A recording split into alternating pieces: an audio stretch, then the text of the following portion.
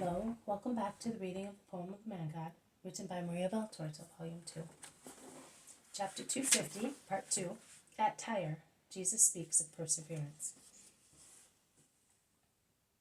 The conversation continues. Master, how are we to deal with the heathens here? We know these people because they are fishermen like ourselves. We fraternize because we do the same work. But what about the others? Asks a fisherman of Israel. You say that you fraternize because of the same work. Well then, should the same origin not cause you to fraternize as well? God created both Israelites and Phoenicians. The people of the plain of Saron, or of High Judea, are not different from the people of this shore. Paradise was made for all the sons of man, and the Son of Man has come to take all men to paradise. The purpose is to attain heaven and give joy to the Father. Meet, therefore, on the same road and love one another spiritually, as you love one another for reasons of your trade. Isaac has told us many things, but we would like to know more. Is it possible for us to have a disciple, although we are so far out of the way? Send them John of Endor, Master. He is so clever, and he is accustomed to living with pagans, suggests Judas of Kerioth. No, John is staying with us, replies Jesus resolutely. He then turns to the shepherds. When will the murex fishing be over? At the first storms in autumn. The sea is too rough here afterwards. Will you be going back to Sycaminon then? We will be going there and to Caesarea. We supply many Romans. You will then be able to meet the disciples. For the time being, persevere.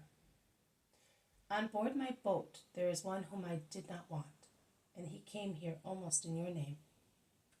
Who is he? A young fisherman from Ashkelon. Tell him to disembark and come here. The man goes on board and comes back with a young fellow who seems rather embarrassed at being the center of so much attention. The Apostle John recognizes him. He is the one of those who gave us the fish, Master. And he gets up to greet him. You have come, Amastius? Are you alone here? Yes, I am alone. At Capernaum I was ashamed. I stayed on the beach hoping. What? To see your master. And not yours yet. My dear friend, why are you still hesitating? Come to the light, waiting for you. See how he is watching, smiling at you? How will they bear with me? Master, please come here for a moment. Jesus gets up and goes to John. He does not dare to come because he is a foreigner. There are no foreigners as far as I am concerned. And your companions? Were you not many? Do not be upset. You are the only one who persevered. But I am happy also because of you alone. Come with me. Jesus goes back to his place with his new conquest. We shall certainly give this young man to John of Endor, he says to the Iscariot. He then speaks to everybody. A group of diggers went down into a mine where they knew there were some treasures well hidden in the bowels of the earth, and they began to dig. But the ground was hard and the work laborious. Many became tired, threw away their picks, and went away. Some made fun of the foreman and treated him almost as a fool. Some cursed their fate, the work, the ground, the metal, and in a fit of anger they struck the bowels of the earth, tearing the vein into useless tiny bits. And when they saw that they had only caused damage without making any profit, they also went away. Only one remained, the most persevering one. He dealt kindly with the hard layers of the soil to pierce it without damaging anything. He made various tests. He dug and went down deeper. A wonderful, valuable vein was at last discovered.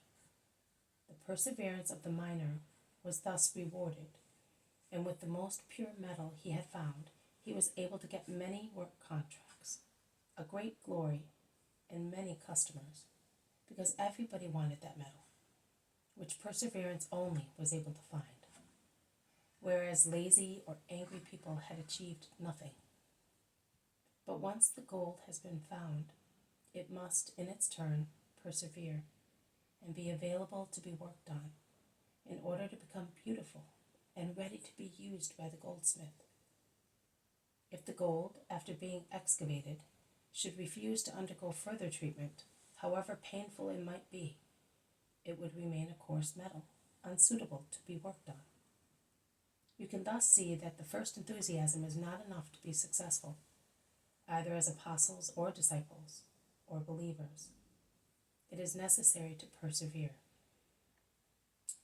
Ermastius had many companions, and in their first enthusiasm they all promised to come. He only has come. I have many disciples, and their number will increase, but only a few of them will persevere until the end. Perseverance. It is the great word for all good things. When you cast the dragnet to catch murex shells, do you do that only once? No, many times, for hours, for days, for months. And you are willing to go back to the same spot the following year, because your work brings bread and comfort to you and to your families. And would you behave differently for more important things, such as the interests of God and of your souls? If you are believers, your interests in your brothers. If you are disciples, I solemnly tell you that it is necessary to persevere until the end, to extract purple for eternal garments. And now, let us stay here as good friends until it is time for us to go back. We shall thus become better acquainted, and it will be easy to recognize one another.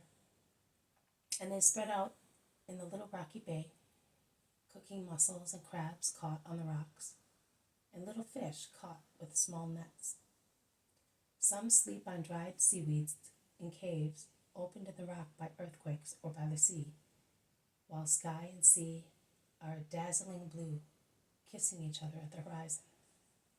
Seagulls fly backwards and forwards, from the sea to their nests in the rocks, squeaking and flapping their wings, the only noises which can be heard, together with the washing of the sea, in these sultry summer hours.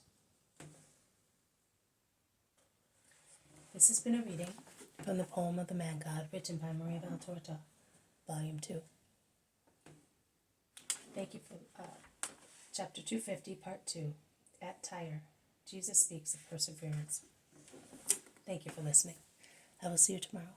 May God bless you, and may peace be with you.